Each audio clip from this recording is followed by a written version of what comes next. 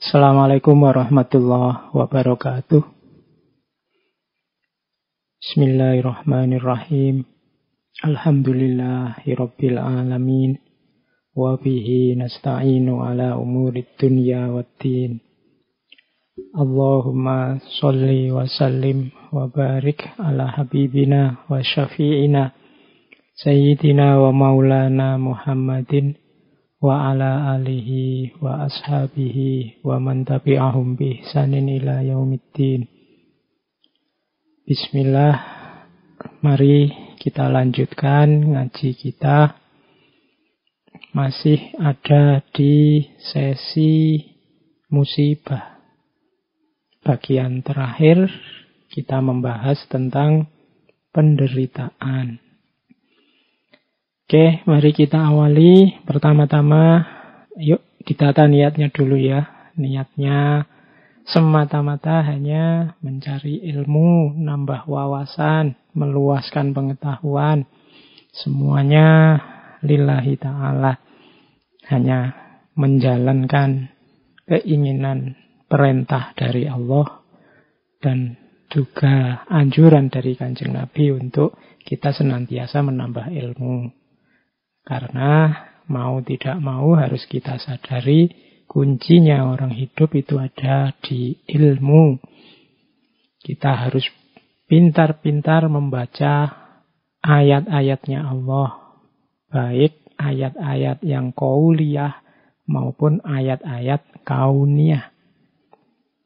Diakui atau tidak, kita hari ini mungkin banyak yang sudah pintar memahami, membaca ayat-ayat qauliyah, Al-Quran, hadis, kitab suci. Namun, kita sering agak susah untuk membaca ayat-ayat kauniyah. Karena kita memerlukan banyak ragam ilmu. Tentang hewan-hewan mungkin kita butuh peternakan. Tentang ikan kita butuh perikanan. Tentang ruang angkasa, tentang laut, tentang sungai, masing-masing ada ilmunya sendiri. Ini semuanya adalah ayat-ayat kauniyah. Oke. Oke, langsung saja ke tema kita hari ini, yaitu tentang penderitaan. Ini sebenarnya melanjutkan kemarin-kemarin. Jadi bulan ini kita membahas tentang musibah. Yang kalau kita definisikan secara ringkas, musibah itu ya apa yang mungkin tidak kita senangi yang menimpa kita. Meskipun dari pertemuan-pertemuan minggu lalu kita mendapat banyak kesadaran baru karena jangan-jangan yang kita anggap musibah itu ternyata anugerah. Jangan-jangan yang kita anggap bencana, di balik itu tersembunyi banyak hikmah. Nah, malam ini kita lihat tentang penderitaan. Penderitaan ini dari kata-katanya sudah bisa kita pahami, ini hubungannya dengan apa yang kita rasakan. Di minggu ketika saya bicara tentang bencana, di situ kan ada satu pandangan bahwa bencana atau tidak bencana, alam itu sebenarnya kuncinya ada pada manusianya. Manusianya merasa menderita apa enggak. Kalau tidak membuahkan penderitaan atau tidak dianggap sebagai penderitaan oleh manusia, biasanya tidak dianggap bencana. Kalau terjadi gunung meletus misalnya di tengah-tengah sana kutub utara yang tidak terasa sama sekali di peradaban manusia, mungkin ya tidak diberitakan besar-besar, tidak dianggap penderitaan. Jadi itu salah satu cara orang membaca bencana, ada yang seperti itu. Maka bencana itu kalau di slide yang pertama ini kategorinya, ciri-cirinya biasanya ada 1, 2, 3, 4. Yang pertama apa? Experience of unpleasantness. Penderitaan itu cirinya 4. Yang pertama pengalaman ketidaknyamanan, ketidakenaan. Jadi kapanpun rasa tidak enak itu hadir, biasanya kita merasa menderita. Oleh apapun, oleh apapun. Sehingga ciri kedua itu perception of harm or threat of harm. Jadi kita mempersepsi, merasakan adanya rasa sakit, atau kita terancam takut sakit, itu juga menderita. Jadi kita dipukul orang itu menderita, takut dipukul orang menderita. Dimaki orang itu sakit, takut dimaki orang itu sakit. Makanya ada hadis itu yang bilang, al-muslimu man salimal muslimuna min lisanihi wa yadihi. Jadi seorang muslim itu yang kalau muslim yang lain merasa aman di dekat dia, baik dari tangannya atau dari mulutnya. Jadi tidak sekedar orang Islam itu yang tidak menyakiti, tapi orang Islam itu yang membuat orang aman di dekat dia, karena yakin dia tidak akan menyakiti. Jadi kalau kita dekat-dekat seorang muslim yang sejati, kita merasa nyaman bahwa pasti dia tidak akan menyakiti kita, baik lewat tangan kita atau melalui mulutnya. Jadi perception of harm or threat of harm itu penderitaan. Karena dekat orang yang kita merasa terancam kan juga penderitaan. Jangan dekat-dekat teman itu deh. Dia kalau ngomong nyelkitnya luar biasa. Dia kalau komen selalu bikin sakit hati. Nah, itu berarti ada threat of harm. Kalau kita punya karakter seperti itu, kita berarti jadi sumber penderitaannya orang lain. Dengan mengikuti hadis Nabi tadi, ya berarti kita sebenarnya belum sejati kemuslimannya. Orang lain masih takut sama kita. Takut disakiti, baik oleh tangan maupun mulut kita. Yang ketiga, penderitaan itu ya bisa physical or mental. Kalau ini mudah dipahami ya. Jadi sakit fisik atau sakit mental. Dari kata-kata itu biasanya sakit mental. Kita sakit hati, kita susah, sedih, sumpek, itu sakit mental. Kalau sakit fisik, ya fisik kita yang tersakiti. Sama-sama penderitaan. Kemudian ada degrees of intensity. Ada level kedalaman yang beda-beda. Jadi ada orang itu mungkin cobaan hidupnya berat sekali. Tapi dia masih bisa tertawa-tertawa menikmati hidupnya. Tapi ada yang cuma dapat ujian kecil saja seolah-olah dunianya runtuh. Itu degrees of intensity. Penderitaan itu dicerna orang, intensitasnya beda-beda. Bagi mahasiswa yang kuliah, yang mungkin sejak semester 1 yo IP ini pas-pasan, terus nilainya CDE, begitu dia semester ini dapat E lagi kan, degrees of intensity penderitaannya mungkin sudah rendah sekali, dia tidak sakit lagi, biasa. Sudah kemarin-kemarin nilainya jelek kok, sekarang dapatnya jelek, ya memang istiqomahnya begitu. Tapi bagi yang sebelumnya nilainya bagus terus, sekali dia dapat nilai jelek, wow, itu rasanya dunia kayak kiamat. Sama dapat nilai jelek, bagi si yang satu ini beratnya luar biasa, bagi yang satunya biasa-biasa saja. Maka ini harus kita perhatikan benar saat kita berhubungan, saat kita mengempati orang lain. Kadang-kadang dalam berhubungan dengan orang lain itu kita ngukurnya pakai ukuran kita. Alah, kalau cuma ngomong gini aja kan biasa aja. Lu jangan lupa, mungkin kalau versi orang yang sedang kita hadapi itu menyakitkannya luar biasa. Meskipun menurutmu, ini kan cuma guyon saja, dan seterusnya, yang semacam itu. Jadi itu degrees of intensity. Setiap orang menanggapi apa yang menimpanya secara berbeda-beda. Termasuk penderitaan ini.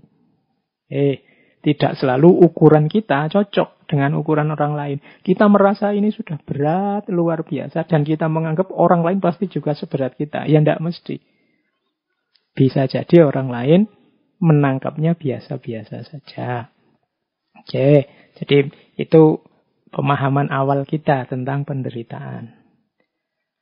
Hidup ini memang banyak penderitaan, tapi jangan lupa ada orang yang kalau bahasanya anak-anak muda hari ini, orang-orang yang agak lebay tentang penderitaan hidupnya. Sehingga mengalami delusi.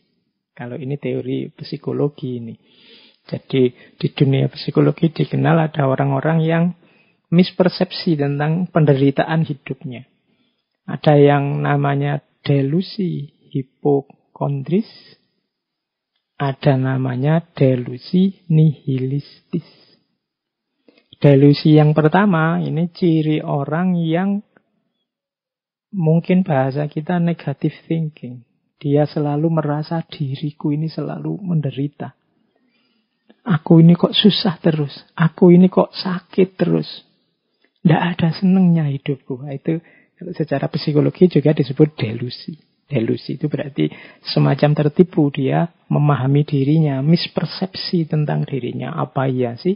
Hidup kita ini 100% isinya susah terus, menderita terus, kecewa terus, cemas terus. Kan enggak. Masih banyak hal yang bisa disyukuri. Tapi orang-orang yang kena delusi ini merasa bahwa hidupku selalu menderita. Sejak aku kecil sampai sebesar ini, tidak pernah sekalipun aku bahagia. Nah, itu jenis delusi.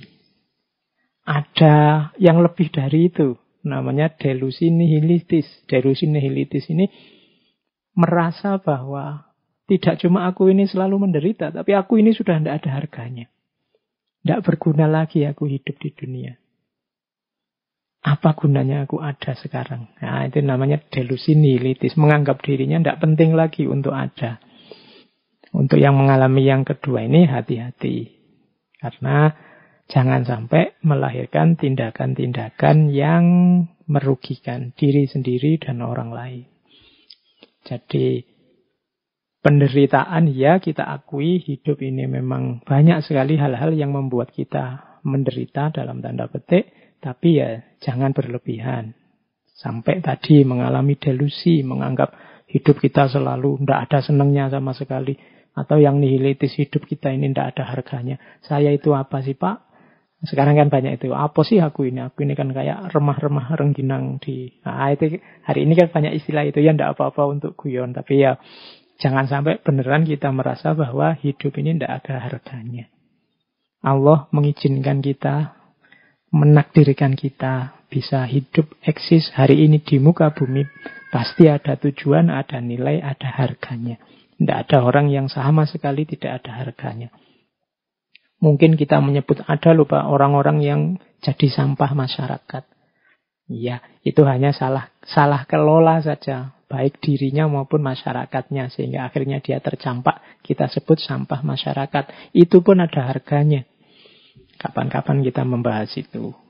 Tentang dunia sosial orang-orang yang dianggap tidak berharga. Tapi jangan sampai kita merasa diri kita sendiri sama sekali tidak ada harganya. Berarti kita mengalami delusi nihilitis. Kadang-kadang ini nanti membawa orang jadi seperti saya sebut di minggu lalu, orang yang depresi terus mengakhiri hidupnya sendiri. Kita lanjutkan.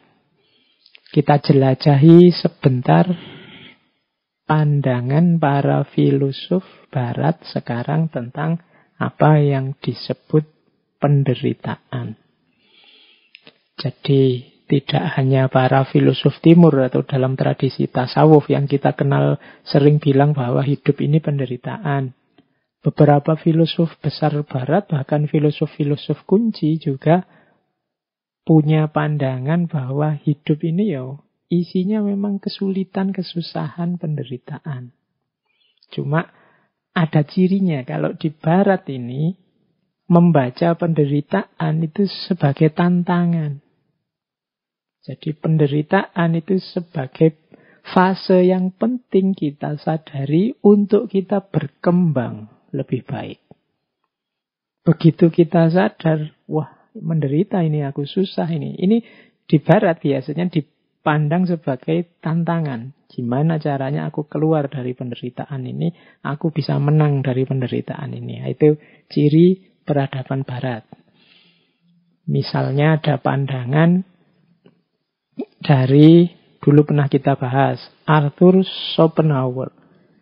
Beliau menulis tentang the world as will and idea, dunia sebagai keinginan dan ide. Katanya Schopenhauer, hidup ini digerakkan oleh keinginan kita. Hari ini kita masih bisa hidup, bergerak, aktif, itu kan karena ada keinginan. Sayangnya, tidak semua keinginan kita bisa terpenuhi. Bahkan bisa dipastikan sebagian besar keinginan kita tidak terpenuhi. Nah, akhirnya apa? Karena keinginan kita tidak semua terpenuhi, kan lahir kekecewaan-kekecewaan, lahir kesedihan-kesedihan, lahir penderitaan.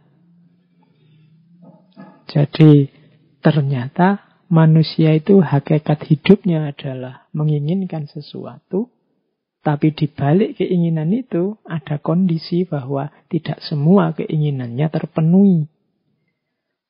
Berarti apa? Ya hidup ini ternyata intinya ya memang sulit, menderita. Kalau gitu apa gunanya hidup? Bunuh diri aja kok, katanya Arthur Schopenhauer, ya jangan dikira bunuh diri itu bebas dari penderitaan, bebas dari keinginan. Justru bunuh diri itu kita terjebak pada keinginan yang lain. Keinginan untuk mati, keinginan untuk tidak ada masalah kalau saya sudah mati. Bisa-bisa kita tertipu. Jadi ingin bebas dari penderitaan dengan mengakhiri hidup, karena menganggap hidup ini serba penderitaan, tapi kita terjerat oleh penderitaan yang baru. Terjerat oleh keinginan yang baru. Jalannya, katanya Schopenhauer, bukan dengan cara mengakhiri hidupnya, tapi apa? Mengontrol keinginannya. Jangan terlalu banyak karep, jangan terlalu mengandai-andai punya keinginan yang aneh-aneh. Nah, itu bisa jadi solusi untuk mengakhiri penderitaan. Jadi katanya Schopenhauer, ya diatur saja keinginannya. Jangan menginginkan yang aneh-aneh, yang tidak terjangkau. Sehingga kita tidak banyak kecewa. Nah, itu gayanya Arthur Schopenhauer. Nietzsche. Kemarin kita banyak membahas tentang Nietzsche. Nietzsche punya quote yang sangat terkenal. To live is to suffer. To survive is to find some meaning in the suffering. Hidup berarti menderita. Untuk survive berarti memberi makna terhadap penderitaan. Jadi katanya Nietzsche, tidak bisa, hidup itu memang isinya penderitaan. Caranya biar tidak menderita, biar selamat dari penderitaan apa? Kalau di Nietzsche ya, find some meaning in the suffering. Temukan makna dalam penderitaan. Di pertemuan 2 minggu yang lalu kan kita menyebut secara fenomenologis setiap orang menempelkan makna. Jadi tempelkan judul, tempelkan makna agar penderitaan ini tidak berbunyi penderitaan. Di sesi kemarin saya contohkan ketika ada teman kita diputus pacarnya, jangan dikasih judul diputus pacarnya ini sebagai dia sedang disakiti atau dicampakkan oleh pacarnya. Kasih saja judul dia diselamatkan dari pacarnya yang tidak beres itu. Oh, itu meaning namanya. Alhamdulillah dia pisah sekarang daripada kalau pisah nanti besok setelah menikah. Itu namanya give some meaning. Mahasiswa yang tidak lulus-lulus, jangan dikasih judul tidak lulus-lulus, nanti stres. Beri saja judul mahasiswa yang harus lebih banyak belajar lagi. Mahasiswa yang diberi kesempatan untuk belajar lebih lama, dan seterusnya. Itu namanya give some meaning. Jadi, kalau kita membaca secara lugu, ya penderitaan tetap penderitaan. Tapi jalan keluarnya apa? Tempeli makna yang cocok sehingga tidak menderita. Kalau ada orang membentak kita, misalnya kita melakukan apa yang menurut kita benar, menurut dia salah, jangan dibaca itu sebagai bentakan kemarahan, tapi baca saja itu sebagai peringatan kepedulian, simbol kasih sayang. Wah, kita tidak jadi sakit hati. Jadi hidup ini memang menderita, tapi ada jalan keluarnya. To survive is to find some meaning in the suffering. Beri makna saja yang cocok sesuai keinginanmu, yang membuatmu bahagia. Nah, saya lanjutkan. Kalau di Nietzsche ada istilah Ja-Sagen. Ja-Sagen ini salah satu istilah yang terkenal dari Sartre yang artinya mengiyakan hidup. Hidup ini memang penderitaan, tapi jangan ditolak. Iyakan hidupmu. Apapun situasi yang menyakitkanmu, iyakan. Terima dulu. Karena kalau kita menolak situasi, kita tidak akan bisa keluar dari masalah, tidak akan bisa keluar dari penderitaan yang kita hadapi. Maka pertama-tama yasahen, mengiyakan hidup. Situasi kita hari ini yang serba rumit, serba tidak jelas gara-gara corona, kita sebut saja memang sedang rumit dan sedang tidak jelas. Itu namanya mengiyakan.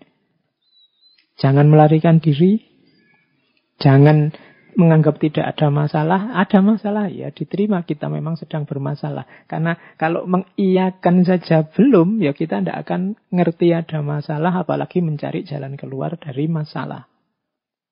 Jadi tipsnya Nietzsche selanjutnya, ya, iyakan dulu masalahmu. Nah, baru kalau sudah diiyakan, sekarang keinginanmu apa? Kalau menurutmu ini menyakitkan, membuatmu menderita, keinginanmu apa? Disitulah nanti Nietzsche punya will to power konsepnya. Jadi, oke, kalau keinginanmu itu wujudkan. Kalau keinginanmu itu, ya lakukan. Jangan diam saja, jangan malas, jangan lemah.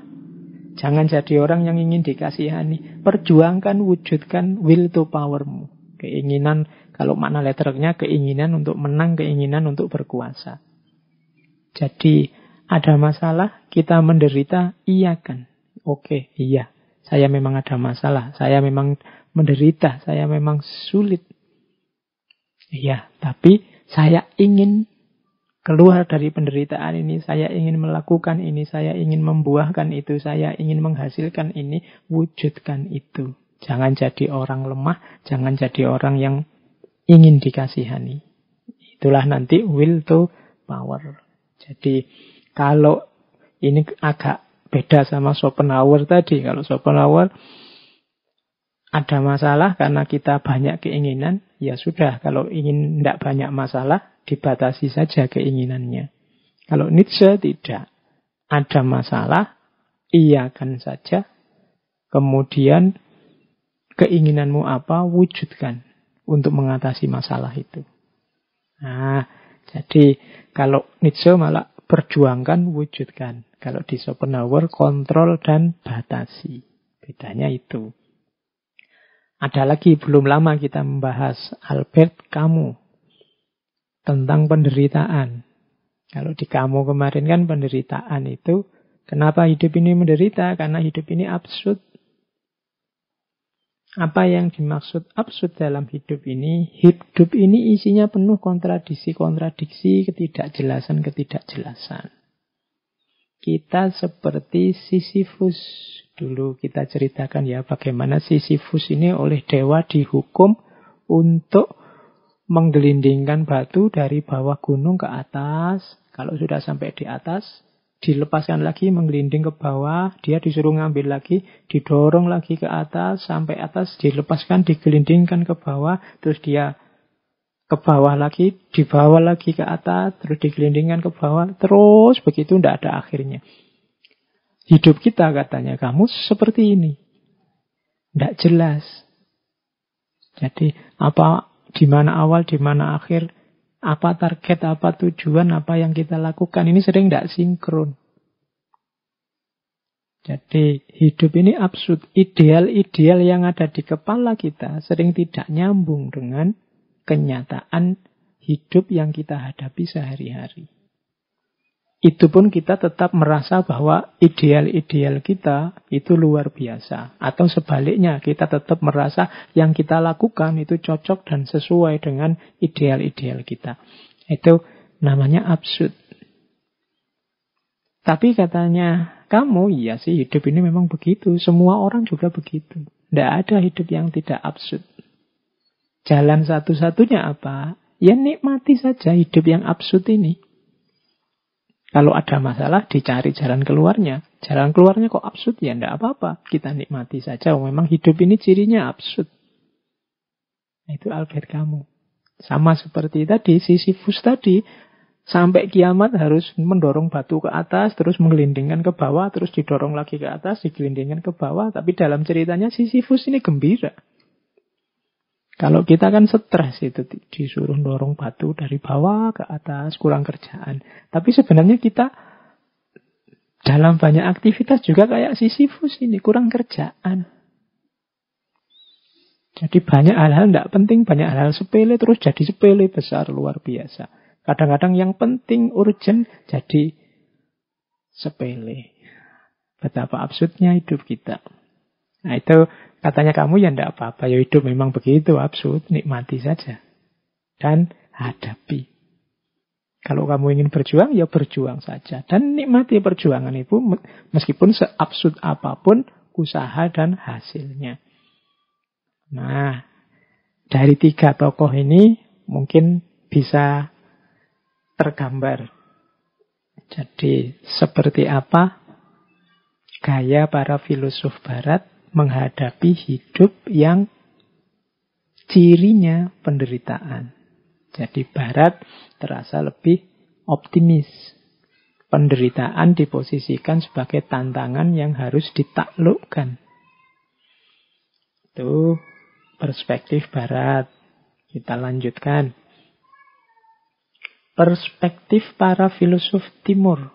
Nah, ini para filosof timur ini dulu kita belajar Taoisme, Konfusianisme, dan lain-lain. Kalau menurut para filosof timur secara umum, penderitaan itu sebenarnya terjadi karena manusia ilmunya kurang, pengetahuannya kurang dalam. Jadi penderitaan itu lahir karena salah memahami hidup. Makanya nanti di banyak tokoh-tokoh pemikir besar dari timur biasanya untuk mengatasi penderitaan pertama-tama harus dibereskan pengetahuannya, jalan berpikirnya. Jadi dalam tradisi timur punya ciri bahwa penderitaan manusia itu lahir dari ketidaktahuannya. Orang menderita itu karena kesalahan berpikirnya, maka dia harus memperbaiki kesalahan ini, kemudian mulai berpikir yang dalam. Kalau di timur, berpikir ini kemudian diawali dari dirinya sendiri. Kenapa kok harus dari diri kita sendiri? Karena yang menderita kita. Kenapa kok kita menderita? Ya karena kita ilmunya kurang, pengetahuannya kurang luas. Seperti kemarin ya waktu kita belajar tentang sakit itu loh. Saat kita belajar tentang sakit kan, seolah-olah sakit itu hanya negatif saja. Tapi begitu kita buka beberapa simpul pengetahuan tentang hikmah-hikmah sakit, kemudian terasa bahwa, oh iya ya ternyata sakit juga bisa berdimensi anugerah. Berarti apa? Banyak mungkin penderitaan-penderitaan yang kita alami, itu lahir karena kita tidak tahu rahasianya. Tidak tahu hikmahnya. Kurang luas wawasan kita. Penglihatan kita terbatas hanya di situ. Sehingga terlihat seperti penderitaan saja. Padahal mungkin kalau kita ngerti porsi dan proporsinya, juga peta luasnya, mungkin kita tidak jadi menderita. Maka para filosof timur itu banyak yang masuk lewat pintu ini. Bahwa tidak, penderitaan itu lahir karena pengetahuan kita yang kurang. Pertama-tama pengetahuan tentang diri kita sendiri. Makanya para filosof timur, pemikir-pemikir timur itu lebih cenderung menyarankan pertama-tama membereskan diri sendiri. Pertama-tama membahas siapa aku, dari mana aku, apa sih peran dan posisiku dalam hidup ini, dari mana asalnya rasa menderita ini, apa tujuan hidupku, dan seterusnya. Kalau pertanyaan-pertanyaan penting ini terjawab, insya Allah nanti banyak hal-hal yang kita kategorikan sebagai penderitaan akan ketemu jawabannya. Nah, ini cara berpikir semacam ini cara berpikir khas para pemikir timur. Jadi tidak melihat ke masalah, tapi melihat ke manusianya yang bermasalah. Karena yang sekeliling kita anggap sebagai sumber penderitaan, Itu sebenarnya kan hal-hal yang netral-netral saja. Dia jadi penderitaan ketika kita persepsi, ketika kita cerna dan kita beri judul sebagai penderitaan. Maka kunci pertama yang harus dibereskan adalah manusianya. Kita lanjutkan. Tadi dari barat sudah, dari timur sudah. Sekarang kita pahami dari perspektif agama-agama.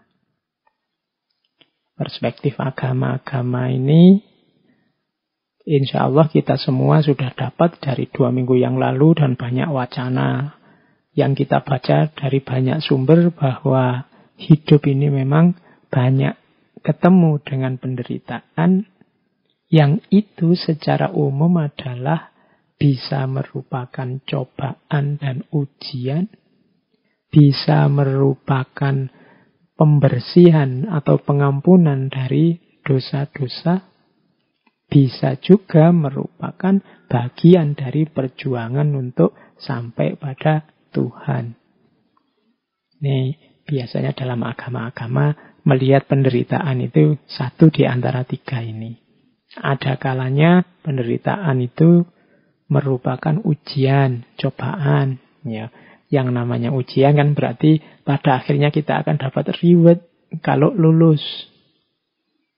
Orang yang punya perspektif ini, melihat apapun, mengalami apapun, akan dipandang sebagai ujian yang harus dia selesaikan.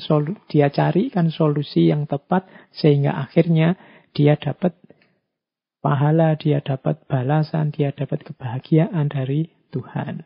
Itu gaya pertama. Gaya kedua, penderitaan harus kita alami untuk membersihkan diri kita dari dosa-dosa, dari kesalahan. Nanti banyak dalil yang menyatakan bahwa kalau kita diberi sakit, kalau kita mendapat musibah, maka dosa-dosa kita akan diampuni. Atau yang ketiga, penderitaan adalah jalan yang harus ditempuh supaya orang bisa sampai pada Tuhan. Untuk menuju Tuhan itu kan banyak usaha, banyak upaya, banyak hal yang harus kita korbankan. Entah kecil, entah besar, entah kita anggap berat atau kita anggap biasa atau kita anggap ringan. Tapi kan di situ ada perjuangan, ada pengorbanan. Ketika ada pengorbanan, ya pasti ada sedikit atau banyak rasa menderita. Kita disuruh zakat, itu kan tidak enak. Menderita kita, sebagian harta kita dikasihkan ke orang lain, padahal kemarin mencarinya capek. Kita menyebutnya pengorbanan. Tapi itu kan kita jalani demi bisa sampai pada Tuhan. Disuruh haji, berapa sekarang biayanya haji? Sholat 5 waktu. Itu kan pengorbanan mungkin di tenaga, pengorbanan mungkin di waktu, meskipun sebentar. Kan tidak ada orang yang sholatnya lama hari ini. Mesti ini kan ya sebentar-sebentar. Tapi kan kadang sebentar itu kan rasanya beratnya luar biasa. Semacam penderitaan, pengorbanan yang hebat. Tapi kita jalani saja. Kenapa? Biar bisa sampai pada Tuhan. Nah, ini perspektif tentang penderitaan. Saya miskin tidak apa-apa asal Allah ridho. Nah, itu perspektif tentang penderitaan. Biar kita diridhoi oleh Allah. Nah, jadi agama-agama secara umum punya ciri 3 ini ketika membahas penderitaan. Yang paling terkenal di antara agama-agama yang menonjol sekali konsepnya tentang penderitaan kan Buddhisme. Dulu kita pernah membahas tentang Buddhisme ya. Dalam Buddhisme, penderitaan ini kan hakikat hidup. Jadi hidup ini hakikatnya menderita. Ini selaras dengan pengalamannya Siddhartha Gautama. Kalau dalam Buddhisme, penderitaan ini dikenal sebagai dukkha. Kata-kata ini diserap dalam bahasa Indonesia nanti jadi kata-kata yang artinya juga penderitaan, yaitu dukkha. Biasanya ada kalimat selanjutnya dukkha derita. Karena memang artinya dukkha itu penderitaan. Hidup ini pasti dukkha isinya, penderitaan. Penderitaan itu bisa penderitaan yang biasa, duka. Misalnya sakit fisik, nah itu duka. Sariawan, sakit gigi, sakit perut, nah itu duka, penderitaan biasa. Ada penderitaan karena perubahan. Kalau dalam Buddhisme istilahnya viparinama duka. Misalnya menderita karena putus cinta, menderita karena terpaksa harus hidup dengan orang yang kita benci, menderita karena ditinggal orang yang kita sayangi, dan seterusnya. Ini kan terjadi perubahan. Itu sakit. Jadi karena apa? Karena situasi baru itu kan menyakitkan. Kemarin bersama, berdua, sekarang sendiri, itu kan menyakitkan. Kemarin tidak punya teman sekacau ini, sekarang punya teman sekacau ini. Akhirnya tiap hari makan hati. Ya, itu kan karena perubahan, itu juga duka. Kemarin tinggal di sana, hawanya panas sekali, orangnya marah-marah terus. Sudah terbiasa terhanyut ikutan marah-marah. Sekarang ganti situasi, isinya bukan orang marah-marah lagi, tapi orang pendiam semua. Wah, itu kan menderita. Jadi penderitaan karena perubahan. Intinya tidak tercapainya keinginan. Sehingga kita sedih, sehingga kita merasa gundah, dan seterusnya. Itu namanya viparinama duka. Yang ketiga, penderitaan karena kita sebagai manusia. Ini yang disebut penderitaan sebagai hakikat hidup. Bahwa sebagai manusia kita ini lahir dengan karakter manusia yang lemah, banyak keterbatasan, tidak berdaya, nantinya tua dan juga mati. Ini kalau cerita tentang keterbatasan manusia, kalau manusia berhubungan dengan Buddhisme, ini saya ingat dulu saya zaman kuliah suka sekali membaca cerita-cerita dari tradisi cerita-cerita Cina yang banyak serialnya itu. Yang saya ingat ada serial yang judulnya Golok Pembunuh Naga. Itu tokohnya Zhang Wuji. Saya masih ingat itu, Tio Buki. Dia ini ketua aliran, namanya aliran Ming. Ini hubungannya sama penderitaan. Jadi aliran Ming ini kalau pakai istilah Tiongkok namanya Ming Jiao. Ming Jiao itu agama cahaya. Ini aliran ini untuk orang-orang Tionghoa yang menganut agama. Dulu agama ini disebut sesuai nama pendirinya, yaitu Mani, dari Persia. Sehingga agama ini dikenal dengan nama Manikaisme. Meskipun ketika masuk Tiongkok nanti terpengaruh oleh Buddhisme dan Zoroastrianisme, Zoroaster dan Buddhisme. Nah, yang saya ingat dari novel ini cerita Golok Pembunuh Naga ini yang ngarang namanya Jin Yung. Ada satu syair yang bagus dari aliran agama cahaya Ming Jiao ini, yang saya ingat sampai sekarang, yang kalimatnya begini kurang lebih maksudnya. Hidup apa senangnya, mati apa susahnya. Kasihan manusia di dunia, selalu hidup menderita. Itu kalimat ini menurut saya menarik. Ini ada bau Buddhismenya. Jadi apa sih kesenangan hidup ini sampai kita mati-matian berusaha untuk meraihnya? Hidup apa senangnya? Mati apa susahnya? Apa sih susahnya mati ini sehingga begitu takutnya kita dengan kematian? Kasihan manusia di dunia selalu hidup menderita. Kasihan sekali orang-orang itu ya, hidupnya jadinya susah terus. Tidak ada senangnya. Kenapa? Harusnya dunia ini senang, akhirnya tidak senang karena begitu terobsesi mengejar-ngejar kesenangan dunia. Padahal sebesar apa sih kesenangan dunia itu? Kita juga begitu takut, begitu parno dengan kematian. Padahal apa iya sih kematian itu begitu negatifnya, begitu menyusahkannya. Nah, ini Ini saya dapatnya dari novel, tapi menarik untuk menggambarkan bagaimana agama Manikaeanisme ini menganggap bahwa sudahlah hidup jangan terlalu diambil serius. Hidup itu menyenangkan tapi juga tidak sebegitunya. Mati itu menyedihkan tapi juga tidak sebegitunya. Yang susah kalau orang terlalu memberati hidup, terlalu takut dengan kematian, akhirnya selalu hidup menderita. Nah, jadi kembali ke Buddhisme tadi, salah satu agama yang menganggap hakikat hidup intinya adalah duka atau penderitaan adalah Buddhisme. Sebabnya apa? Penderitaan itu ada dua. Tanha sama avijja.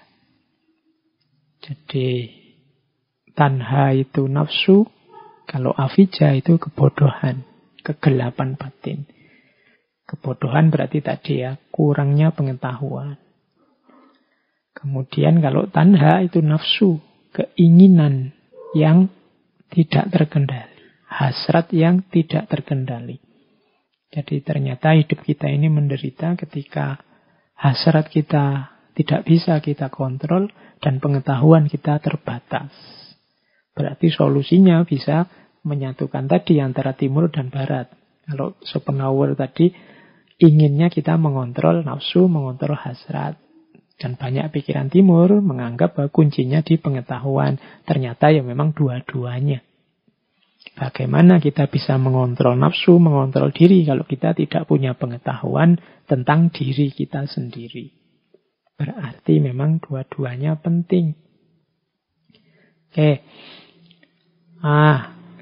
Beda lagi dengan perspektifnya Hinduisme.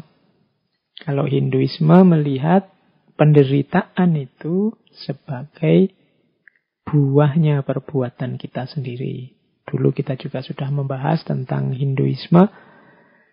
Tentang ini bisa dilihat di bagian tentang karma.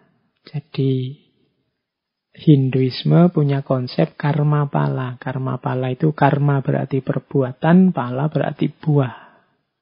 Perbuatan apapun akan ada buahnya. Kalau baik, buahnya pasti baik.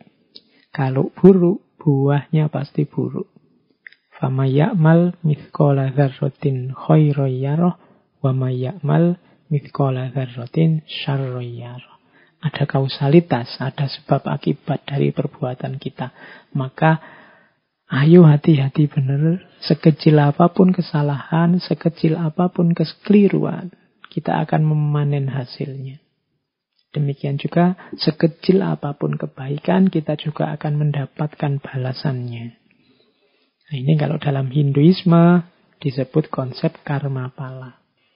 Karma pala itu konsep bahwa setiap perbuatan akan membuahkan hasil. Yang itu nanti di sana terbagi 3. Ada namanya sancita karma pala, ada namanya prarabdha karma pala, ada namanya kriyamana karma pala. Jadi ada balasan yang diterima sekarang dari kehidupan sebelumnya. Ini kalau dalam Hinduisme karena ada konsep reinkarnasi. Ada juga prarabdha karma pala. Yang ini balasan yang diterima saat ini dari kehidupan saat ini. Jadi ada yang kelakuan kita bulan lalu, hasilnya kita nikmati sekarang. Ini jenis kedua ini. Males-malesan kita awal semester kemarin, hasilnya akhir semester kita nilainya jatuh. Itu kelakuan kita hari ini, kita nikmati saat ini juga. Ada juga yang kelakuan kita hari ini, buahnya besok.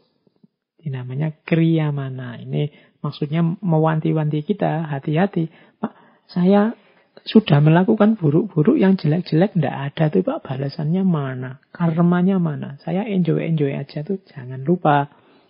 Yang akan datang akan kamu nikmati, pasti akan kamu nikmati. Ya seandainya tidak besok-besok, pasti di kehidupan yang akan datang. Nah, itu konsep kriyamana karma pala. Jadi yang kita lakukan sekarang, hasilnya yang akan datang. Kalau ini konsep Hinduisme. Jadi penderitaan itu ya kelakuan kita sendiri. Penderitaan itu hasil apa yang kita jalankan sendiri. Karena kita menjalankan yang buruk-buruk, yang jelek-jelek, ya kita panennya yang buruk-buruk dan yang jelek-jelek. Konsep ini namanya karma pala. Kalau dalam dalam Buddhisme ada dukkha, kalau Hinduisme ada karma pala. Ada lagi saya bawa konsepnya Taoisme. Taoisme punya konsep yang khas juga tentang penderitaan. Tao melihat, itu saya bawa beberapa ayat dari kitab sucinya Taoisme. Jadi Lao Tzu menyatakan yang pertama, kekayaan dan kemuliaan apabila dijadikan kebanggaan akan mendatangkan penderitaan. Jadi kekayaan itu hasil kerja kita. Kemuliaan itu posisi kita di tengah masyarakat karena perilaku kita. Kekayaan sifatnya materi, kemuliaan sifatnya non-materi. Cuma ini kalau kita jadikan dasar identitas kita yang kita banggakan, akhirnya hanya akan melahirkan penderitaan. Kita akan susah karena itu. Jadi jangan terikat, jangan melekat dengan kekayaan dan kemuliaan. Kita akan kecewa.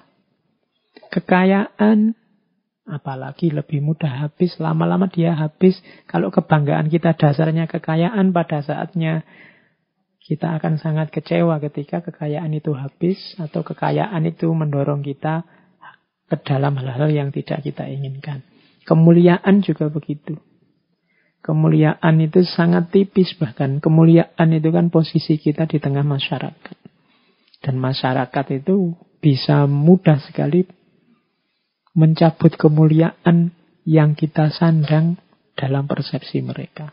Ada orang yang begitu alimnya puluhan tahun tapi melakukan sedikit kesalahan, satu saja kesalahan, kemudian hancurlah kemuliaan, hancurlah nama baik itu. Kalau dia hanya menggantungkan pada kekayaan dan kemuliaan, maka penderitaan yang dia rasakan akan luar biasa.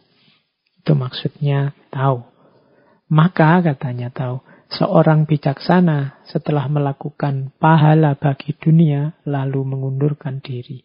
Inilah justru yang sesuai dengan jalan tahu.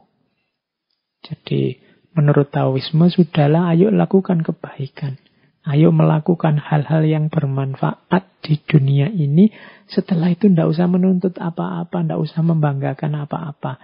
Inilah jalan tahu dan inilah yang aman. Kalau kita tidak menginginkan apa-apa, ya tidak akan dikecewakan oleh apa-apa. Bagaikan alam yang menciptakan segala benda dan isinya, tetapi tidak menganggap sebagai miliknya. Jadi belajarlah dari alam. Alam itu memberikan banyak untuk kita. Berkontribusi, memberi manfaat besar untuk hidup kita. Tapi alam tidak pernah merasa bahwa karya itu, produk itu adalah haknya. Nah, jadi alam akhirnya lebih stabil, lebih harmoni. Jadi lakukan kebaikan, lakukan kebijaksanaan, lakukan banyak hal yang bermanfaat untuk dunia. Setelah itu tidak usah dihitung, mundurlah. Maka penderitaan tidak akan datang. Bekerja tetapi tidak membanggakan kepandaiannya. Berjasa tetapi tidak mengakui pahalanya. Oleh karena tidak mempunyai apa-apa, maka dia tidak pernah kehilangan apa-apa. Penderitaan lahir karena kita merasa tidak meraih sesuatu atau kehilangan sesuatu.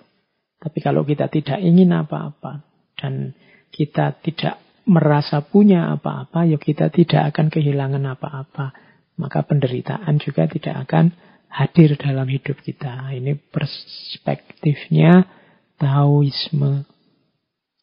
Ternyata memang dalam hidup kita penderitaan itu lebih sering datang karena perilaku kita sendiri. Tidak sekedar karena hal-hal yang ada di sekeliling kita. Tadi saya cerita tentang novelnya Jin Yong. Tiba-tiba saya teringat cerita juga serial, teman-teman mesti akrab. Ini ada hubungannya dengan penderitaan. Tiba-tiba saya ingat, sayangnya slide-nya tidak ada. Jadi kisah tentang perjalanan ke barat. Ya, teman-teman masih ingat ya dengan ceritanya Kera Sakti Sun Gokong. Ini di banyak referensi disebut bahwa cerita perjalanan ke barat itu ya gambaran tentang perjalanan jiwanya manusia. Bagaimana 4 muridnya Biksu Tong ini menggambarkan hambatan-hambatan dalam jiwa manusia yang sering mengganggu, yang sering melahirkan penderitaan. 4 ini kan yang pertama Sun Gokong, yang kedua Patkai, Chu Patkai, yang ketiga Wujing, yang asalnya siluman ikan, dan yang keempat kuda putihnya. Ini kan empat muridnya sebenarnya menggambarkan komposisi jiwa dan juga karakter yang sering melahirkan penderitaan kalau tidak dikelola dengan baik. Sun Gokong ini menggambarkan pribadi yang cerdas, terampil, cerdik, tapi sering kebablasan, sering membesarkan dirinya, mengalami superiority complex, merasa bisa mengatasi segalanya. Kadang-kadang tidak panjang pertimbangannya karena dia merasa sudah pintar, sudah cerdik, sudah cerdas. Ini cirinya Sun Gokong, sehingga dia sering kesulitan di sini. Membanggakan keterampilan dan kecerdikan serta kecerdasannya. Orang yang mengalami seperti ini juga nanti akan banyak mengalami penderitaan. Dan nanti Sun Gokong kan juga mengalami banyak penderitaan gara-gara ini. Yang kedua Chu Patkai. Kalau Patkai ini simbol pribadi yang fokus pada rasa, perasaan. Sehingga dia nyari enaknya sendiri, ingin nyaman, memanjakan hasrat. Akhirnya apa? Dia mendapat banyak penderitaan dari bapernya dia, dari kemalasannya dia, dari rasa ingin enaknya sendiri. Jadi teman-teman, mungkin ada yang tipe seperti Patkai ini, fokusnya pada perasaan, ingin enak, ingin nyaman.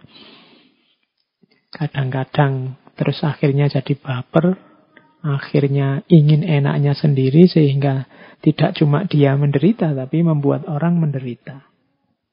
Oke, quote yang paling terkenal dari Patkai kan ya, teman-teman hafal ya. Begitulah cinta, deritanya tiada akhir. Dia banyak menderita karena perasaannya sendiri. Nah, itu ciri orang tipe ini.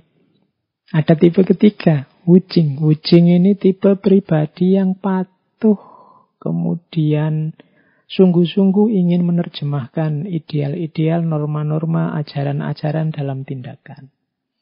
Hanya saja tipe ini kalau tidak dikontrol juga sering melahirkan penderitaan.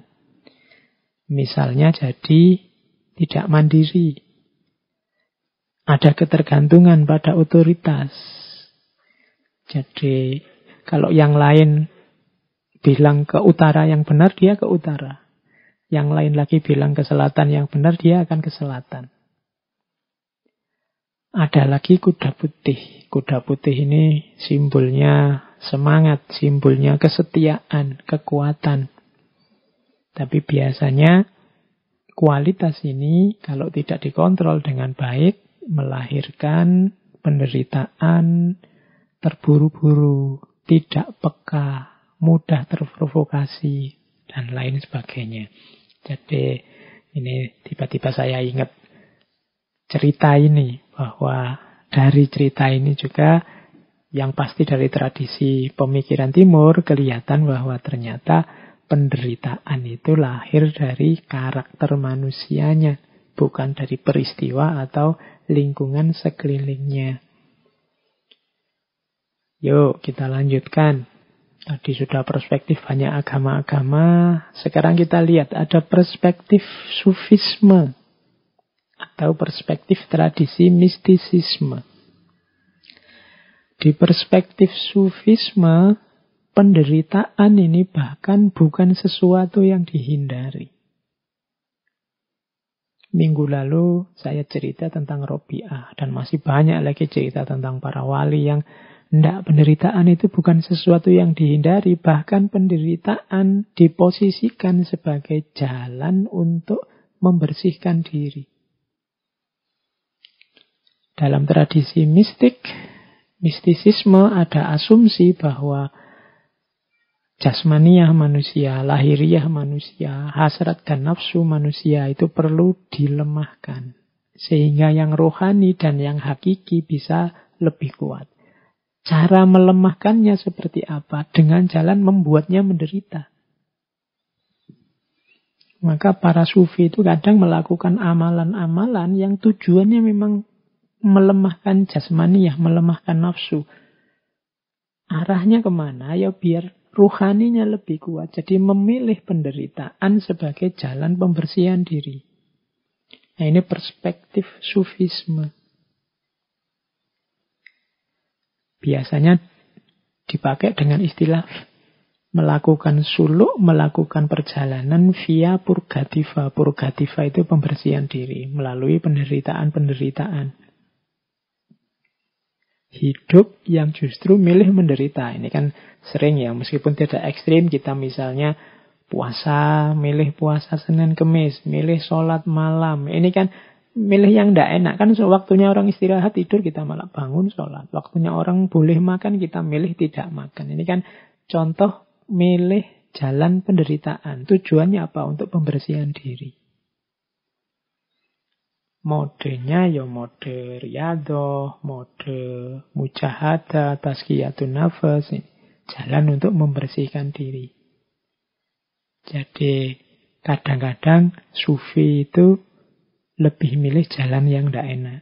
Bukan karena tidak pinter, tidak tahu mana yang lebih enak, mana yang tidak enak. Tapi sangat tahu. Tapi beliau milih itu untuk melemahkan jasmaninya, melemahkan hasrat nafsunya, sehingga rohaninya jadi kuat. Ini perspektif sufisme.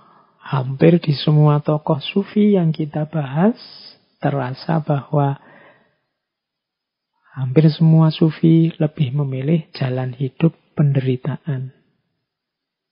Menderita secara fisik tidak masalah, asal ruhaninya cemerlang. Menderita di dunia tidak masalah, asal akhiratnya bahagia. Menderita sekarang tidak masalah, asal besok bahagia. Nah, logika ini yang dipakai. Kalau di Jawa ada istilah tirakat. Mungkin ada serapan dari bahasa Arab. Tirakat dari kata-kata taroka, meninggalkan. Jadi meninggalkan itu orang yang pantang melakukan sesuatu atau pantang memakan sesuatu atau dan seterusnya. Tujuannya apa? Untuk tadi menguatkan rohani.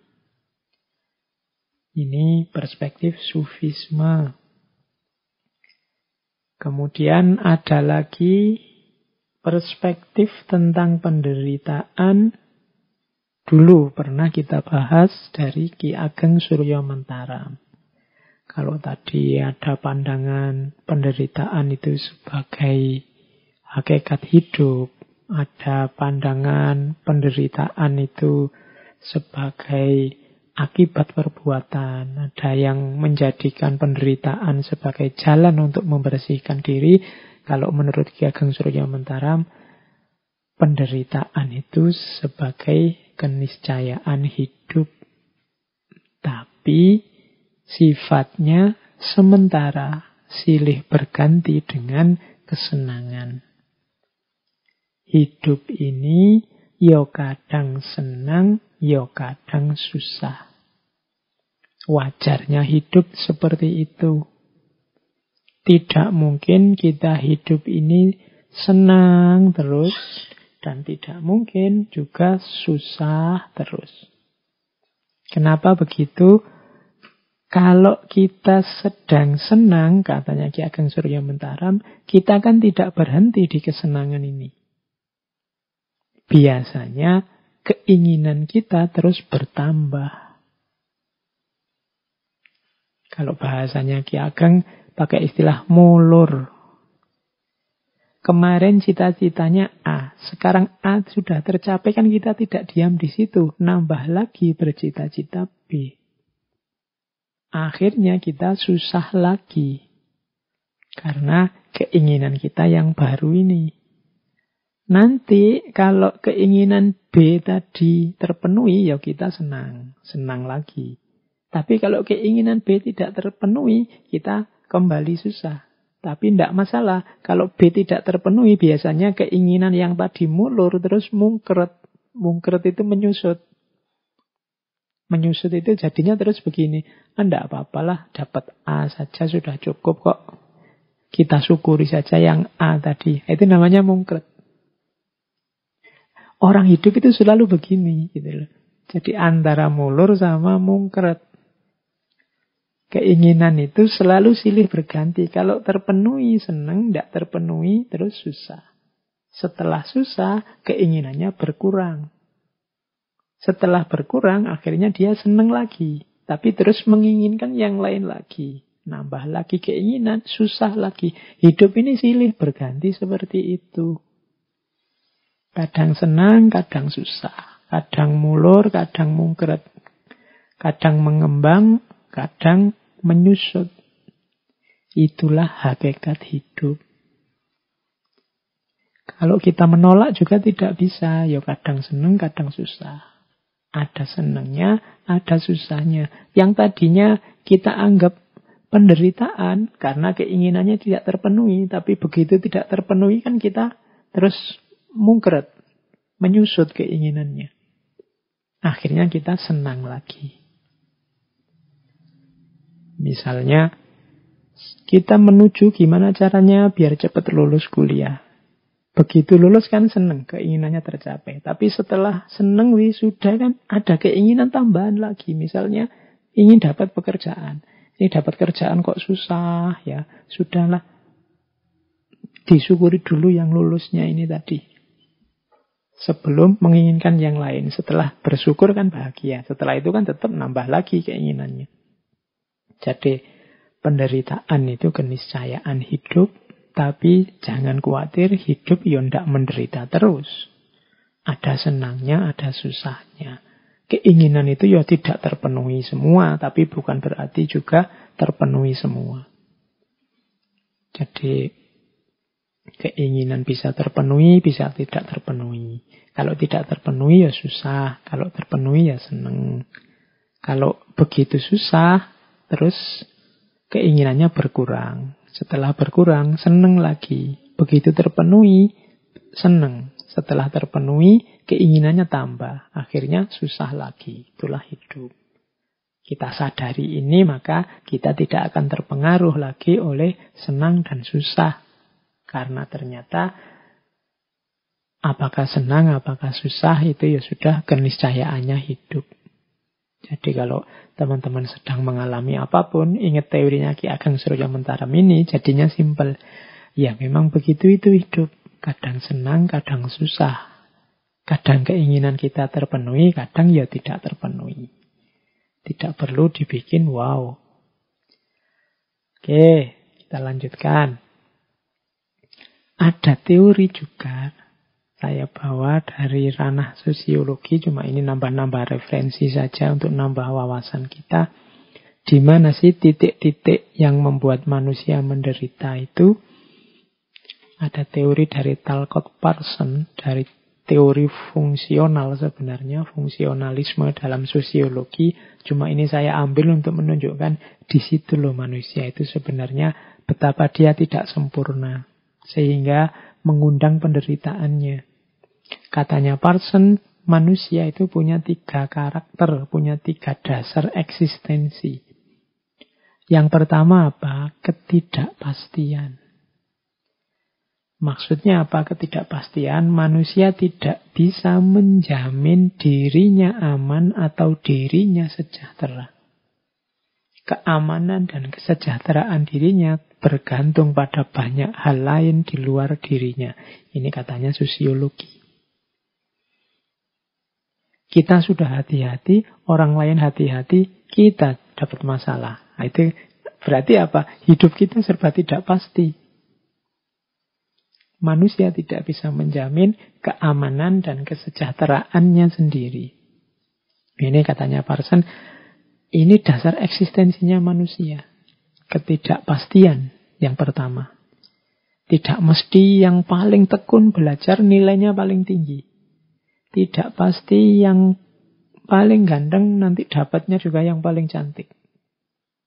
Tidak pasti yang paling paham ilmu kedokteran dia yang paling sehat. Manusia itu serba tidak pasti. Yang kedua, tidak berdaya.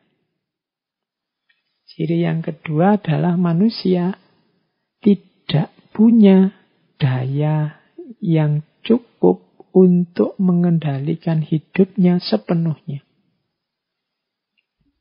Ini seperti kalau kita mengusahakan sesuatu, itu kan kita tidak punya kuasa untuk hasilnya persis seperti yang kita inginkan. Tergantung dengan banyak hal yang lain. Saya tidak bisa ngatur misalnya teman-teman yang mendengarkan ngaji ini harus paham semua yang saya sampaikan. Pasti tidak bisa begitu. Saya tidak bisa mengendalikan diri saya sendiri untuk gimana caranya saya bisa ngaji 5 jam non-stop dan tidak capek. Itu tidak bisa. Manusia banyak punya ciri ketidakberdayaan. Kita sih inginnya virus ini selesai bulan depan. Tapi kan juga tergantung banyak hal. Ternyata manusia yang sering sombong itu punya ciri sebenarnya yang kedua, ketidakberdayaan. Dan yang ketiga, kelangkaan. Kelangkaan itu manusia itu berhadapan dengan situasi yang serba terbatas tentang dirinya dan lingkungannya. Jadi kita ini berhadapan dengan banyak sekali keterbatasan-keterbatasan, berhadapan dengan orang lain yang sama-sama punya keinginan, sehingga kadang-kadang kita harus menegosiasi ulang keinginan kita, berhadapan dengan diri kita yang penuh keterbatasan-keterbatasan, yang pada saatnya bahkan kita sendiri juga akan tidak ada. Itu namanya ciri ketiga manusia itu berkarakter kelangkaan. Dari karakter eksistensial ini menunjukkan bahwa ya memang manusia itu akan berhadapan dengan penderitaan-penderitaan. Ketidakpastian, ketidakberdayaan, dan kelangkaan. Ini sumbernya penderitaan. Padahal ini dasar eksistensi manusia. Yuk, kita lanjutkan. Itu tadi dari ranah sosiologi. Sekarang dari ranah teodisi. Teodisi ini cabang filsafat yang membahas tentang kejahatan. Ini dulu mungkin saya ingat pernah ngaji satu sesi khusus tentang kejahatan. Kalau ini kita siap-siap bermain akal ya, bermain rasio. Ada dialog-dialog, ada jawaban-jawaban. Sering saya bilang kalau hasil kalkulasi akalnya manusia selalu ada kelemahan-kelemahannya. Teodisi menjawab bahwa penderitaan itu perlu loh. Mengapa kok perlu? Karena ada jawaban yang pertama begini. Kenapa kok harus ada penderitaan dalam hidup? Ada jawaban penderitaan itu hukuman atas orang-orang yang berdosa. Penderitaan itu ujian biar nanti orang dihapus dosanya, kemudian bisa masuk surga. Penderitaan itu untuk membuat orang semakin sadar dan semakin bermoral. Nah, ini jawaban ini kan sering kita dengar. Oke, di akhir sesi musibah ini saya ingin memberi sedikit bantahan, sedikit sanggahan terhadap argumen tentang perlunya penderitaan ini. Ini bahan diskusi untuk teman-teman nanti ya. Kalau jawabannya penderitaan itu adalah hukuman atas orang yang berdosa, kemudian biar orang yang berdosa nanti bahagia di surga, dan seterusnya, biar orang yang berdosa sadar dan moralnya semakin bagus. Dalam kenyataannya ada beberapa kontradiksi, paradok. Misalnya begini untuk membantah, apakah musibah itu hukuman? Kalau itu hukuman, bagaimana dengan anak-anak kecil yang tidak mengerti apa-apa? Misalnya dulu kita bilang, waktu ada tsunami, wah harusnya kita ini segera tobat.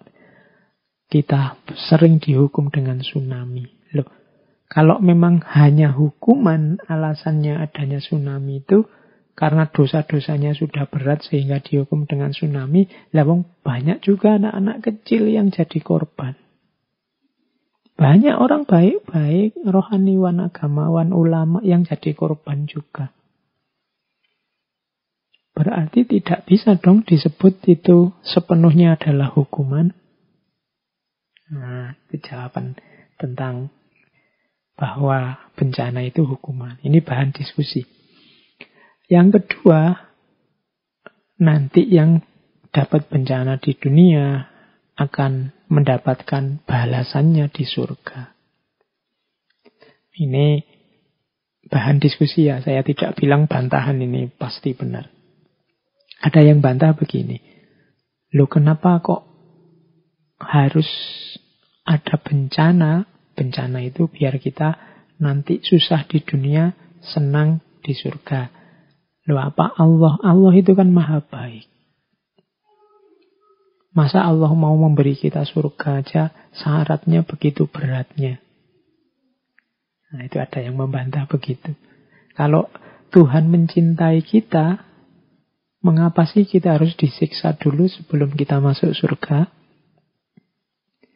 Nah, ini kritik terhadap yang menjawab tadi bahwa hukuman dengan bencana itu nantinya akan mendapat balasan di surga.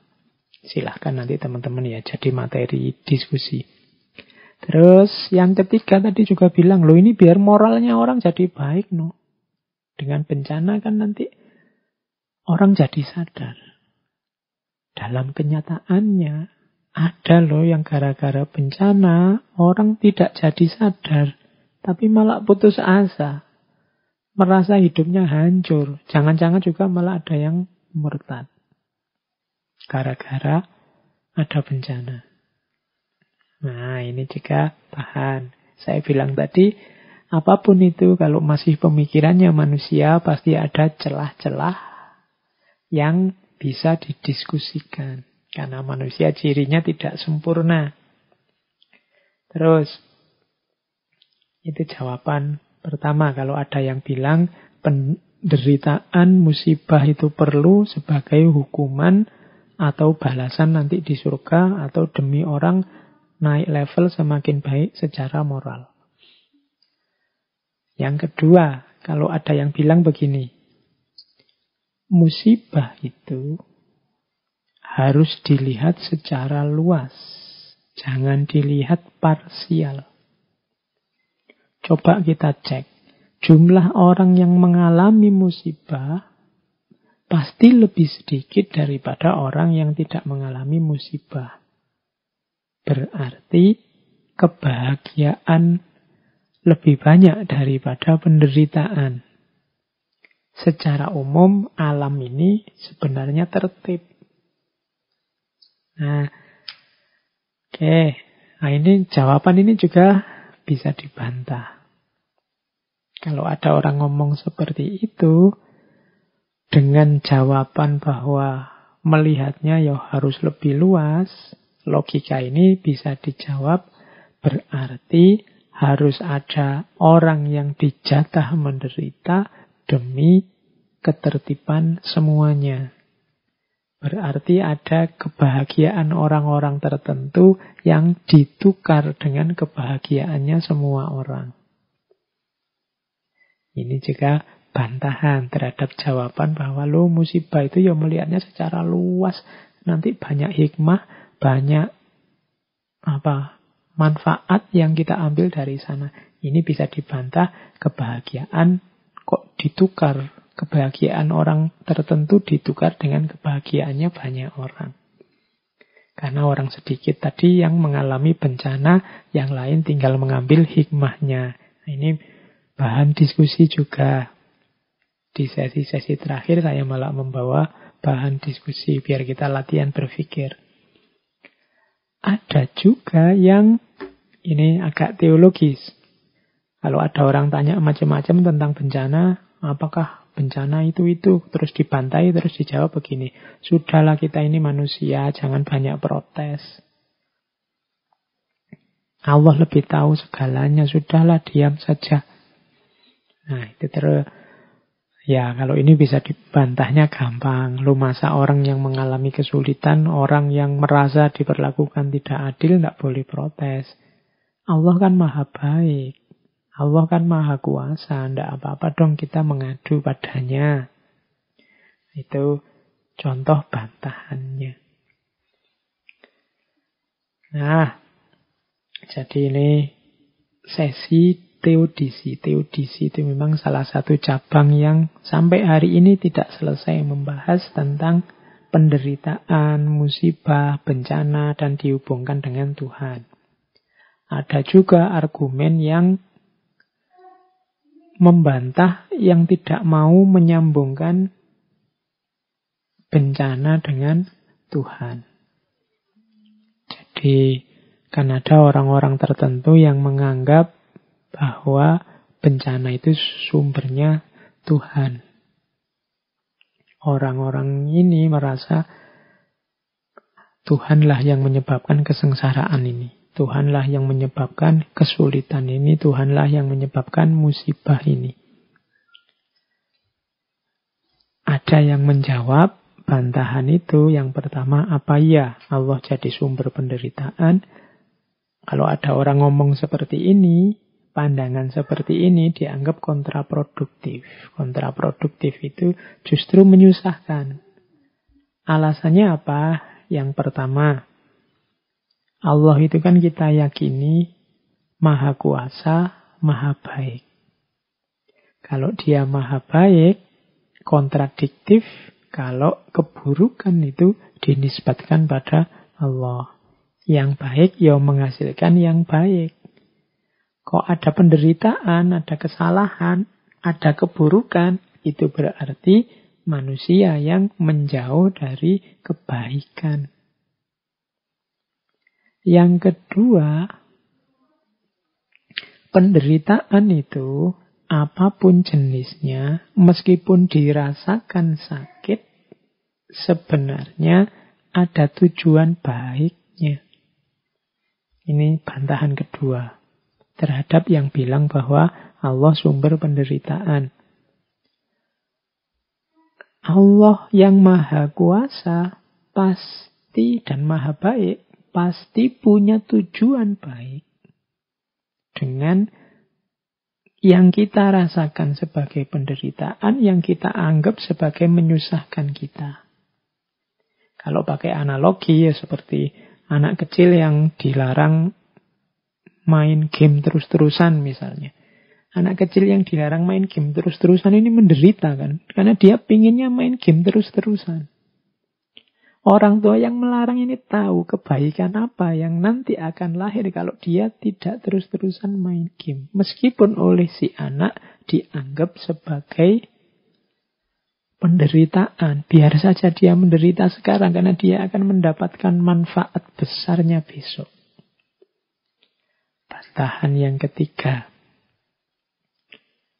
Pandangan bahwa Allah adalah sumbernya keburukan ini akan menyulitkan nanti dalam upaya untuk rekonstruksi, dalam upaya untuk menyembuhkan orang-orang yang kesulitan karena bencana.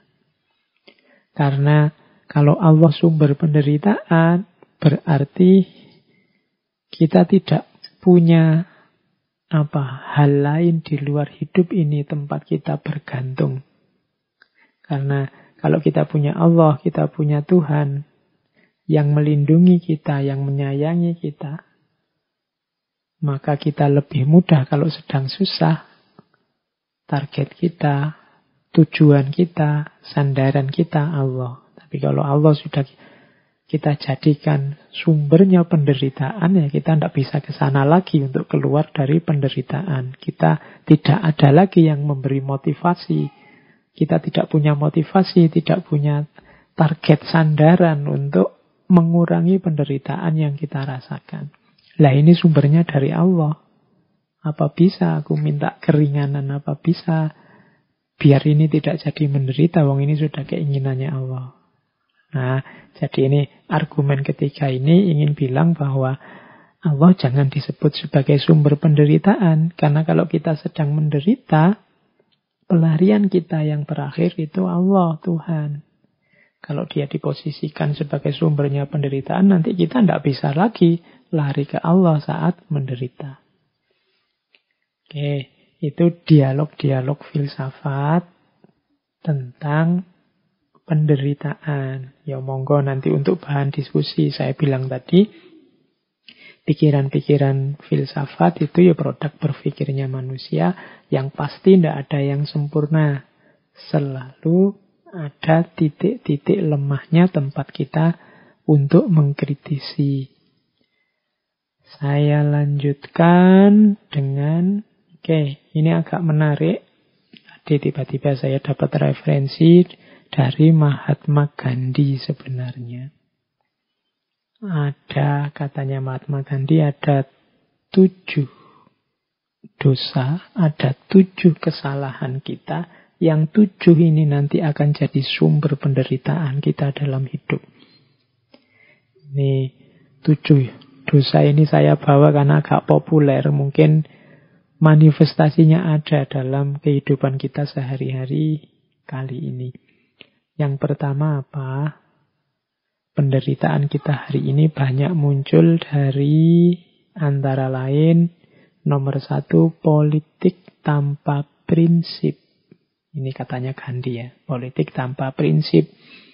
Politik itu tata masyarakat, bagaimana cara mengatur kehidupan bersama. Kalau dia tanpa prinsip, kalau dia hanya berdasarkan kepentingan-kepentingan sesaat, keinginan-keinginan sementara, tidak ada prinsip-prinsip, yang terjadi ya kekacauan.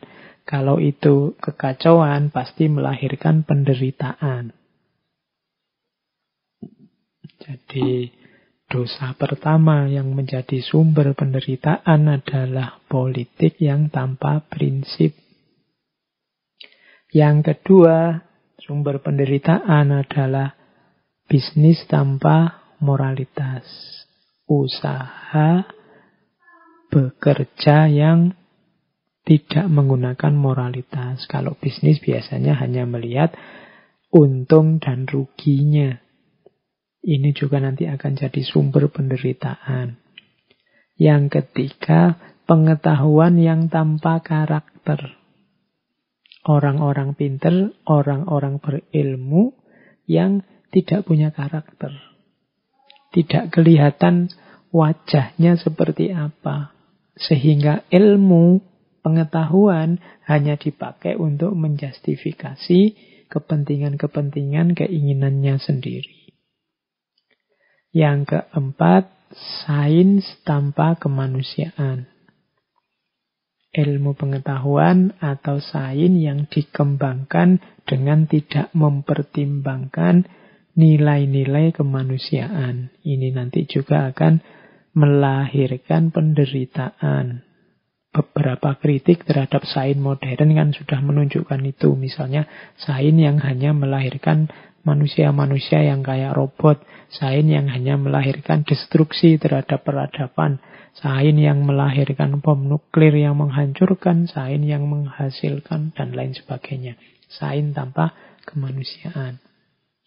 Jangan lupa juga 7 dosa sumbernya penderitaan adalah kekayaan yang tanpa kerja.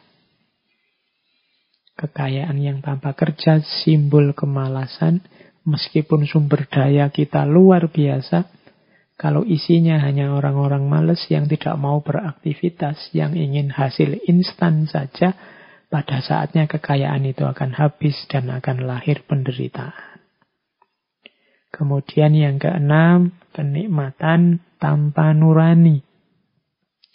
Kenikmatan tanpa nurani ini orang yang hanya ingin senang-senang saja, memikirkan kenyamanannya saja, tanpa menghidupkan kepekaannya terhadap lingkungan sekelilingnya.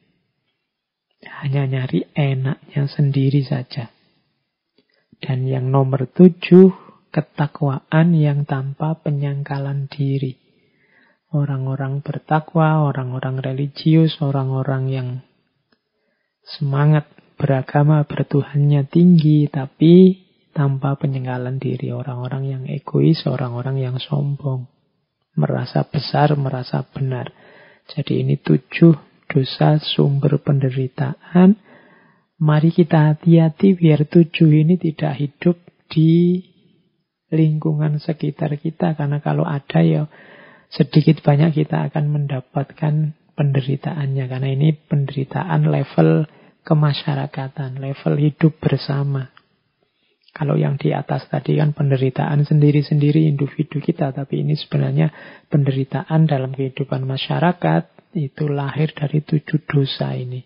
Politik yang tanpa prinsip, bisnis yang tanpa moralitas, pengetahuan yang tanpa karakter, sains yang tanpa kemanusiaan, kekayaan yang tanpa kerja, kenikmatan yang tanpa nurani, dan ketakwaan yang tanpa penyangkalan diri. Nah, ini sudah mau berakhir. Ada catatan saya tentang beberapa kunci untuk menghadapi penderitaan. Dari banyak paparan di atas, sedikit bisa kita simpulkan ternyata memang tidak mungkin hidup yang tidak ada penderitaan. Setiap hidup pasti mengalami penderitaan karena kita ternyata manusia yang tidak sempurna, punya banyak sekali kelemahan. Ada beberapa kunci yang bisa kita ingat-ingat untuk menghadapi penderitaan. Yang pertama adalah sabar dan muhasabah. Kalau sabar ini jelas ya. Sabar itu berarti daya tahan kita menghadapi penderitaan. Tapi perlu juga digandeng dengan muhasabah. Seperti dijelaskan di depan tadi, muhasabah adalah salah satu kunci. Muhasabah berarti pemahaman diri, pengetahuan kita tentang diri, salah satu kunci untuk kita bisa ketemu jalan keluar dari penderitaan. Jadi sabar plus muhasabah. Kita tanggung derita ini, tapi sambil refleksi. Apa yang salah yang aku lakukan sehingga penderitaan ini lahir? Ada titik-titik kesalahan apa yang aku jalankan sehingga penderitaan ini lahir? Itu namanya muhasabah. Setelah diawali dengan sabar. Yang kedua, jangan lupa tilawah dan hikmah. Tilawah itu maksudnya membaca, memahami. Terus kita pahami apa yang terjadi dengan segala variabel unsur yang mempengaruhinya. Setelah kita paham, barulah kita rumuskan hikmahnya. Merumuskan hikmah itu berarti mengambil manfaat dari yang terjadi, meskipun bentuknya penderitaan. Jadi kita baca, kemudian kita ambil hikmahnya. Tilawah dan hikmah. Kemudian kalau sudah tilawah dan hikmah, lakukan yang ketiga. Tazkiyah dan islah. Tazkiyah itu membersihkan diri, islah itu melakukan kebaikan terhadap lingkungan sekeliling kita. Jadi setelah mampu mengambil hikmah, bersihkan diri dari segala yang salah, yang ketemu tadi dari usaha awal muhasabah. Setelah itu lakukan islah, perbaiki lingkungan sekeliling. Perbaiki kehidupan dengan sesama. Diawali dari sabar. Setelah kita kuat menanggungnya, kita berefleksi dengan muhasabah. Membaca diri kita, membaca lingkungan sekeliling kita melalui tilawah. Kemudian menemukan hikmah-hikmahnya. Setelah itu kita bersihkan diri dan kita bereskan lingkungan sekeliling kita. Tazkiyah dan islah. Ini step-step yang harus kita lakukan saat menghadapi penderitaan. Dan pastinya kunci dari kita untuk bisa keluar dari penderitaan hidup sebagai seorang yang beragama, ya pastinya kita harus kembali lagi ke Allah. Di slide saya sebut berhubungan dengan Allah di fase penderitaan itu ada 3 fase. Yang pertama fase confirming, yang kedua fase responsif, dan yang ketiga fase ekstatik. Fase confirming itu fase ketika kita merasakan Allah hadir menemani kita dalam penderitaan. Sehingga lahirlah harapan. Ini namanya fase confirming. Ya, hidupku memang menderita, tapi aku masih punya Allah. Nah, ini fase ketika seseorang merasa kehadiran Allah. Tumbuh keyakinan akan kehadiran Allah sehingga harapan pun lahir. Sehingga kita tidak putus asa menghadapi bencana, menghadapi musibah, menghadapi penderitaan. Kemudian yang kedua, setelah Allah hadir, lama-lama ada fase namanya fase responsif.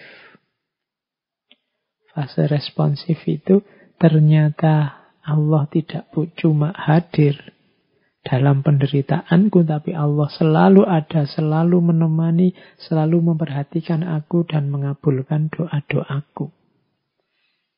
Ini namanya fase responsif. Nah, lama-lama kalau responsifnya sudah jalan, akan ada fase ketiga, fase ekstatik. Kalau ini sudah fase intim, karena sudah bersama Allah sedemikian lama, meskipun dalam penderitaan, lama-lama ada attachment, ada keterikatan, ada kelekatan dengan Allah. Di situ muncul rasa cinta kepada Allah, karena kedekatan kita yang senantiasa dengan Allah. Fase ekstatik ini nanti membawa kita sampai pada titik, sudahlah, penderitaan juga tidak apa-apa, asal Allah masih bersamaku. Asal Allah tidak marah padaku. Asal Allah masih sayang padaku. Ini sudah fase ekstatik. Kalau di fase kedua tadi, kita masih merasa disusahkan oleh penderitaan meskipun kita bahagia karena Allah mengabulkan keinginan kita untuk bebas dari penderitaan. Di fase pertama kita sadari kehadiran Allah, tapi di fase ketiga ini penderitaan sudah tidak penting lagi. Yang penting hanya Allah. Ini fase ekstatik. Seperti ketika Kanjeng Nabi setelah mengalami penderitaan yang luar biasa, ditinggal wafat paman beliau, istri tercinta, kemudian dakwah ke Thaif dilempari batu berdarah-darah. Tapi Kanjeng Nabi sudah melampaui fase ekstatik, sehingga bagi Kanjeng Nabi yang keluar dari mulut beliau adalah in lam takun ghadiban alayya fala ubali. Kalau asal engkau tidak marah padaku ya Allah, tidak masalah. Aku menderita, tidak apa-apa. Hidupku sengsara, tidak apa-apa. Asal engkau ridho, asal engkau tidak marah padaku ya Allah. Itu fase ekstatik. Ketika Allah lebih penting daripada hidup kita, daripada penderitaan yang kita alami. Tidak masalah penderitaan, tidak masalah hidup kita susah, asal Allah ridho. Nah, ini orang yang sudah nyampe pada fase ekstatik. Jadi di titik ini, penderitaan berarti akan membawa kita ke dalam hadirnya Allah, keakraban kita dengan Allah, dan bahkan kemelekatan kita dengan Allah. Ini menurut saya hikmah yang paling luar biasa, anugerah yang paling besar yang bisa kita raih dari hidup yang berciri penderitaan ini. Oke, teman-teman, saya kira itu ya sesi kita kali ini tentang penderitaan.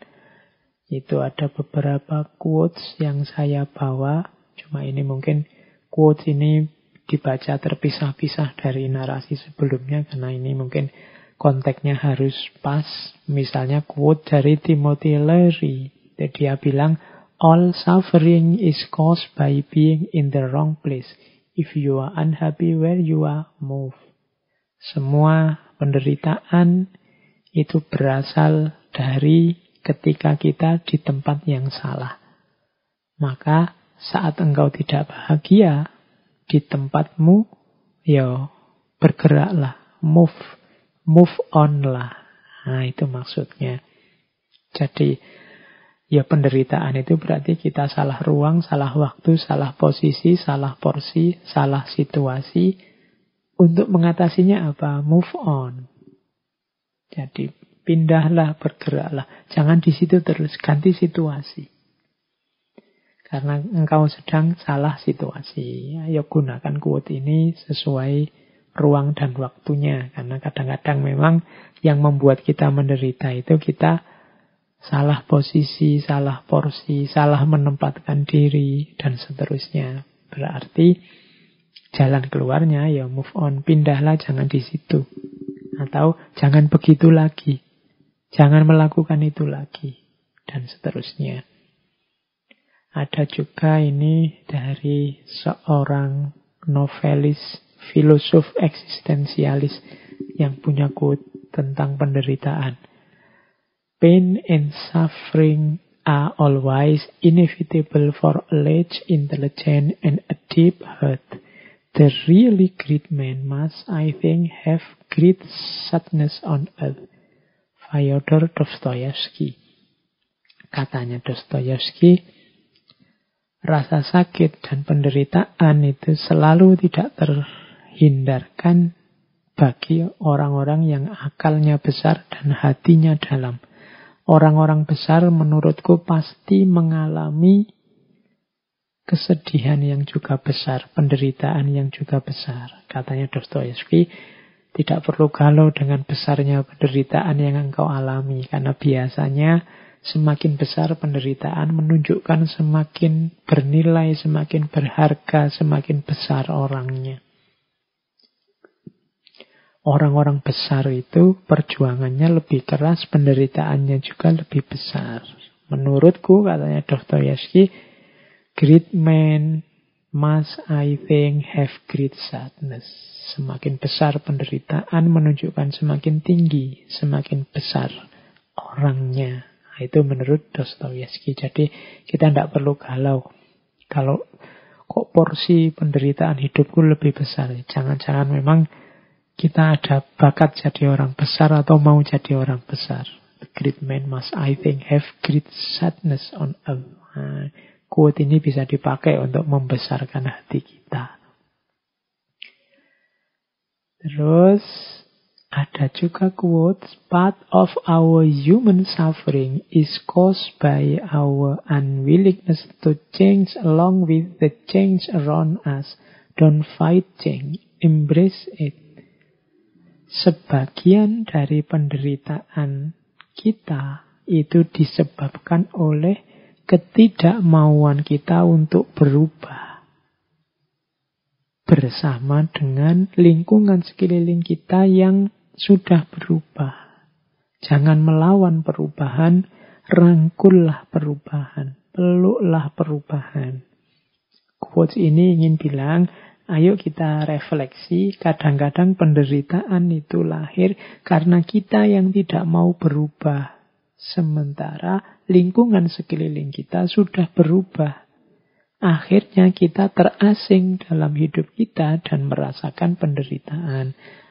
Maka jangan melawan perubahan, tapi peluklah perubahan itu.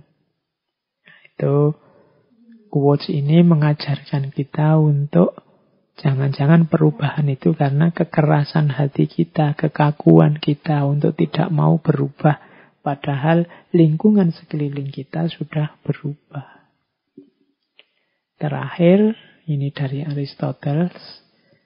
Suffering becomes beautiful when anyone bears great calamities with cheerfulness, not through insensibility, but through greatness of mind.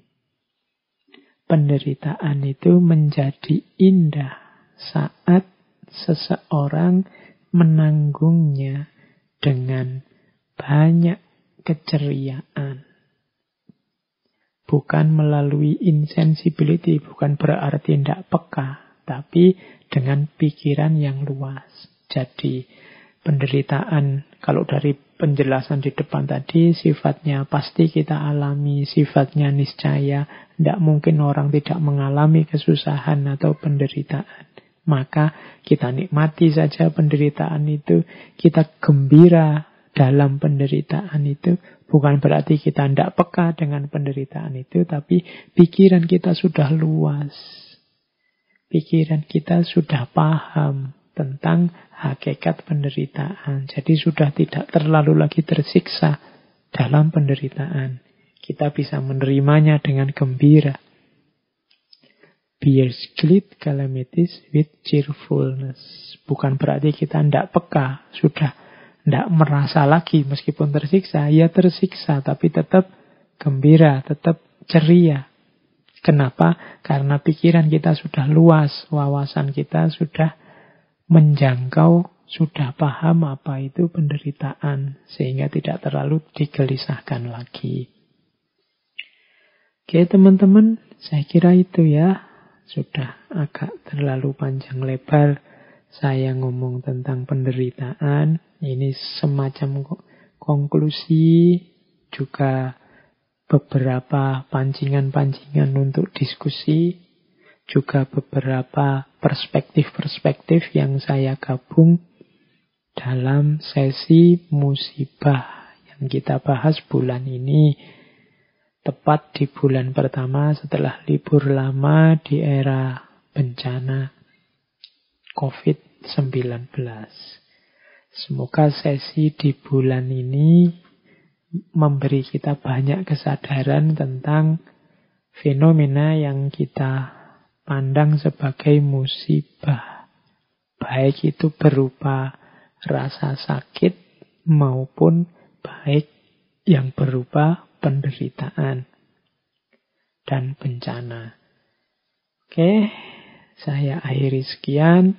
Kurang lebihnya mohon maaf. Wallahul muwafiq. Wallahu a'lam bissawab. Wassalamualaikum warahmatullahi wabarakatuh.